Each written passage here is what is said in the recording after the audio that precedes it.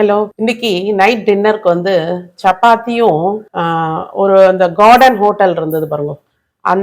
அந்த ஹோட்டல் ஸ்டைல்ல ஒரு மிக்சடு வெஜிடபிள் குருமா பண்ணலான் இருக்கேன். அதுக்கு தேவையான சாமான்கள் பாருங்க: பீன்ஸு, கேரட்டு, உருளைக்கிழங்கு, காலிஃப்ளவர், பட்டாணி இருந்தா கூட போட்டுக்கலாம். அடுத்து வெங்காயம், தக்காளி, கருவேப்பிலை, கொத்தமல்லி, பூண்டு, இஞ்சி, பச்சை மிளகாய், அப்புறம் ஒரு அரை மூடி தேங்காய் வேணும் அரைச்சு விடுறதுக்கு. ஒரு 6-7 முந்திரி போட்டா கொஞ்சம் டேஸ்டா இருக்கும் இந்த தேங்காவோட அரைக்கும் போது.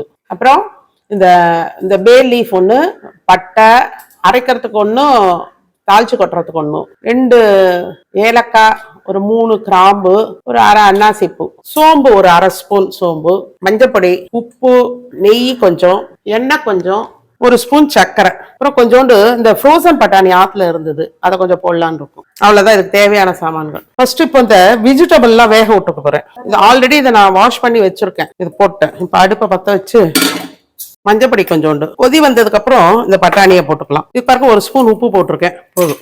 இப்போ அடுப்புல வானலி சூடானதும் ஒரு ஸ்பூன் நெய், இதுல ஒரு 2 லவங்கம், ஒரு சின்ன பட்டை, இதெல்லாம் அரைக்கிற வஸ்து, வெடிக்கும், தள்ளிக்கோங்க. ஒரு அரை ஸ்பூன் சோம்பு, பச்சை மிளகாய் எவ்வளோ காரம் வேணுமோ அவ்வளோ போட்டுக்கோங்க, இஞ்சி, பூண்டு, இதில் கொஞ்சோண்டு வெங்காயம், இது தக்காளி,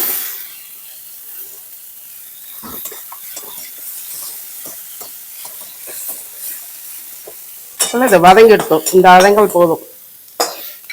அடுத்து அதே மாதிரி ஒரு 1.5 ஸ்பூன் நெய் விட்டுருக்கேன், கொஞ்சம் எண்ணெய். இப்போ இந்த பே லீவ், அன்னாசி மொக்கு, பட்டை, லவங்கம், ஏலக்காவும் வெடிக்கும், அதனால கொஞ்சம் இதை ஸ்ப்ளிட் பண்ணி போடலாம். இப்போ இந்த வெங்காயமும் தக்காளியும், ஒரு மிளகா சும்மா வாசனை. இப்போ துளியோண்டு உப்பு இதுக்கு வதங்கறதுக்கு போடும்.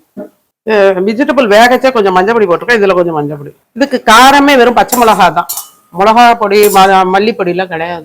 ஃபர்ஸ்ட் நான் இந்த முந்திரியும் தேங்காவையும் 3 அரைச்சு நிரப்புறேன். சப்போஸ் அந்த வெஜிடபிள் வேக விட்டு நிறைய தண்ணி இருந்தா அதை ஆற விட்டு விட்டுக்கோங்க, இல்லைன்னா தனியாக அது கொஞ்சம் ஜலத்தை விட்டுக்கோங்க.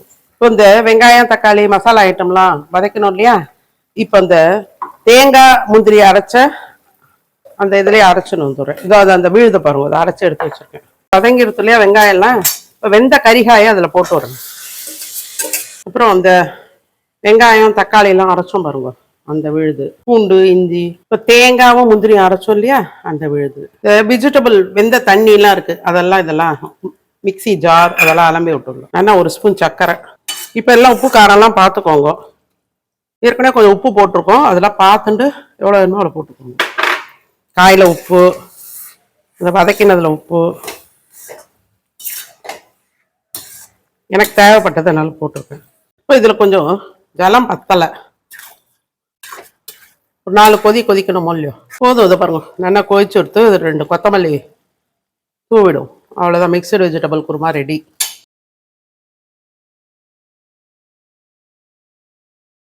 எல்லாரும் இந்த மிக்சடு வெஜிடபிள் குருமா பண்ணி பாருங்க, ரொம்ப டேஸ்ட்டாக இருக்கும். அந்த இது கறியாவும் மாதிரியும் இருக்கும், அதே செமி சாலிடாகவும் இருக்கும். எப்படி வேணுமோ அந்த மாதிரி அவ்வளவா பண்ணிக்கோங்க.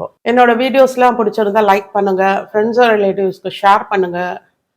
நீங்கள் பண்ணி பார்த்துட்டு கமெண்ட் பண்ணுங்க. சப்ஸ்கிரைப் பண்ணாதவெல்லாம் சப்ஸ்கிரைப் பண்ணுங்க. தேங்க்யூ.